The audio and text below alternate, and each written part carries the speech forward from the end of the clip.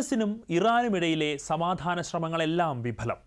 പശ്ചിമേഷ്യയിൽ വീണ്ടും സംഘർഷം രൂക്ഷം. US ആക്രമണം കടുപ്പിച്ചതിനു പിന്നാലെ ഹോർമുസ് കടലിടുക്ക് വീണ്ടും അടച്ചതായി ഇറാൻ.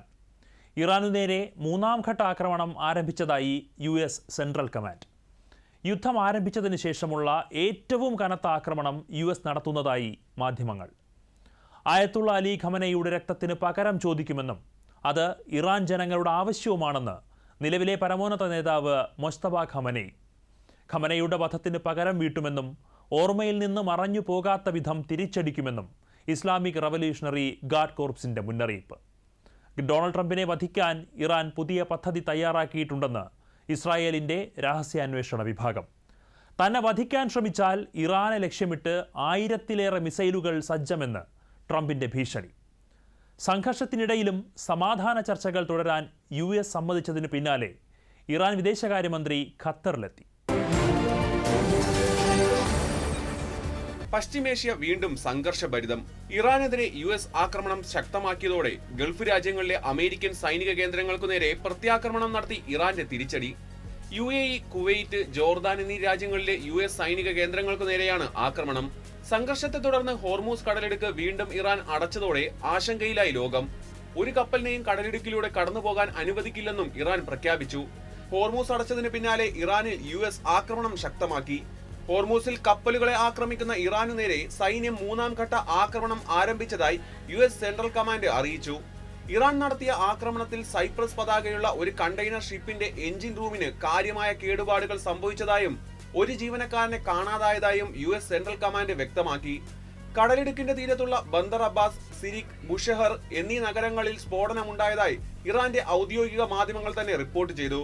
യുദ്ധം ആരംഭിച്ചതിന് ശേഷമുള്ള ഏറ്റവും തീവ്രമായ ബോംബാക്രമണമാണ് US നടത്തുന്നതെന്ന് ന്യൂയോർക്ക് ടൈംസ് റിപ്പോർട്ട് ചെയ്തു.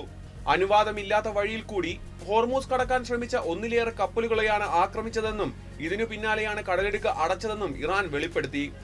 US ആക്രമണം തുടർന്നാൽ കടുത്ത ആഘാതമുണ്ടാകുമെന്നും ഇറാൻ അമേരിക്കയ്ക്ക് മുന്നറിയിപ്പും നൽകി.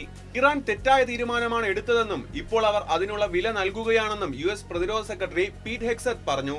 ഹോർമൂസ് കടലിടുക്കിലെ കപ്പൽ നീക്കവുമായി ബന്ധപ്പെട്ട് വീണ്ടും സംഘർഷം രൂക്ഷമായ സാഹചര്യത്തിൽ ചർച്ചകൾക്കായി ഇറാൻ വിദേശകാര്യമന്ത്രി അബ്ബാസ് അരാച്ചി ശനിയാഴ്ച ഒമാനിലെത്തിയിരുന്നു. ഹോർമൂസിലൂടെ സുരക്ഷിതമായ കപ്പൽ ഗതാഗതം ഉറപ്പാക്കുകയെന്നതാണ് അജണ്ട. ഈ ചർച്ച തുടരവെയാണ് ഇപ്പോൾ ഹോർമൂസ് അടച്ചതായി ഇറാൻ പ്രഖ്യാപിച്ചിരിക്കുന്നത്. ആക്രമണ പ്രത്യാക്രമണങ്ങൾ കണക്കിലെടുക്കാതെ USഉം ഇറാനും ചർച്ചകൾ തുടരാൻ സമ്മതിച്ചെന്ന് വെള്ളിയാഴ്ച US പ്രസിഡന്റ് ഡൊണാൾഡ് ട്രംപ് അറിയിച്ചിരുന്നു. എന്നാൽ ഹോർമൂസിലെ ബദൽ പാതയിലൂടെ പോയ കപ്പലുകൾക്ക് നേരെ ആക്രമണം ഉണ്ടായതിനാൽ ജൂൺ 17-ന് പ്രാബല്യത്തിലായ വെടിനിർത്തൽ കരാർ അവസാനിച്ചെന്നും ട്രംപ് പറഞ്ഞു. ഇതിനിടെ US vice president JD Vance, വിദേശകാര്യ സെക്രട്ടറി മാർക്കോ റൂബിയോ, ട്രംപിന്റെ പ്രതിനിധികളായ സ്റ്റീവ് വിറ്റ്കോഫ്, ജാരദ് കുഷ്നർ എന്നിവർ ഒമാനിൽ ഇറാൻ വിദേശകാര്യമന്ത്രി അരാക്ചിയുടെ സംഘവുമായുള്ള ചർച്ചകൾക്ക് നേതൃത്വം നൽകുമെന്ന് CBS ന്യൂസ് റിപ്പോർട്ട് ചെയ്തു. ഇറാന്റെ എണ്ണ വിൽപ്പനയ്ക്ക് മേലുള്ള ഉപരോധ ഇളവ് റദ്ദാക്കിയതുൾപ്പെടെയുള്ള USന്റെ കരാർ ലംഘന നടപടികൾ പിൻവലിക്കുന്നതുവരെ ചർച്ചയ്ക്കില്ലെന്ന നിലപാടിലാണ് ഇറാനെന്ന് വാർത്താ ഏജൻസി ഫാർസ് റിപ്പോർട്ട് ചെയ്തു. അതിനിടെ US ഇസ്രായേൽ വ്യോമാക്രമണത്തിൽ കൊല്ലപ്പെട്ട തന്റെ പിതാവിന്റെ രക്തത്തിന് പകരം ചോദിക്കുമെന്ന് ഇറാന്റെ പരമോന്നത നേതാവ് മുജ്തബ ഖമേനി മുന്നറിയിപ്പ് നൽകി. അലി ഖമേനിയുടെ സംസ്കാര ചടങ്ങുകൾക്കിടെയാണ് തന്റെ പിതാവിന്റെയും കൂട്ടാളികളുടെയും വധത്തിന് പ്രതികാരം ചെയ്യുമെന്ന് മുജ്തബ മുന്നറിയിപ്പ് നൽകിയത്. ഇറാൻ ചെയ്യാനിരിക്കുന്ന ഈ പ്രതികാരം അനിവാര്യമായും നടപ്പിലാക്കുമെന്ന് മുജ്തബ പ്രസ്താവനയിൽ പറഞ്ഞു. ഇത് തന്റെയോ മറ്റുദ്യോഗസ്ഥരുടെയോ വ്യക്തിപരമായ സാന്നിധ്യത്തെ ആശ്രയിച്ചില്ലെന്നും ഞങ്ങൾ ഉണ്ടെങ്കിലും ഇല്ലെങ്കിലും അത് സംഭവിക്കുമെന്നും അദ്ദേഹം കൂട്ടിച്ചേർത്തു. ജനങ്ങൾ ഈ പ്രതികാരം ചെയ്യണമെന്ന് ആവശ്യപ്പെടുന്നുണ്ടെന്ന് മുജ്തബ ചൂണ്ടിക്കാട്ടി. അതേസമയം US പ്രസിഡന്റ് ഡൊണാൾഡ് ട്രംപിനെ വധിക്കാൻ ഇറാൻ പുതിയ പദ്ധതി തയ്യാറാക്കിയതായി ഇസ്രായേൽ രഹസ്യാന്വേഷണ ഏജൻസിയുടെ മുന്നറിയിപ്പ്. ഈ വിവരം അമേരിക്കയുമായി ഇസ്രായേൽ പങ്കുവച്ചതായും US മാധ്യമങ്ങളായ വാൾ സ്ട്രീറ്റ് ജേണലും CNN-ഉം റിപ്പോർട്ട് ചെയ്തു. തന്നെ വധിക്കാൻ ഇറാൻ ശ്രമിച്ചാൽ ആ രാജ്യത്തെ ലക്ഷ്യമിട്ട് 1000 മിസൈലുകൾ സജ്ജമാണെന്ന് ട്രംപ് പറഞ്ഞു. അത്തരമൊരു നീക്കമുണ്ടായാൽ ഇറാനെതിരെ വൻ സൈനിക ആക്രമണം നടത്താൻ US സൈന്യത്തിന് മുൻകൂട്ടി നിർദ്ദേശം നൽകിയിട്ടുണ്ടെന്നും ട്രംപ് ട്രൂത്ത് സോഷ്യലിൽ കുറിച്ചു. ഇറാൻ തന്നെ കൊല്ലാൻ ആഗ്രഹിക്കുന്നുവെന്നും അവരുടെ 1-ാം നമ്പർ ലക്ഷ്യം താനാണെന്നും ട്രംപ് വെളിപ്പെടുത്തി.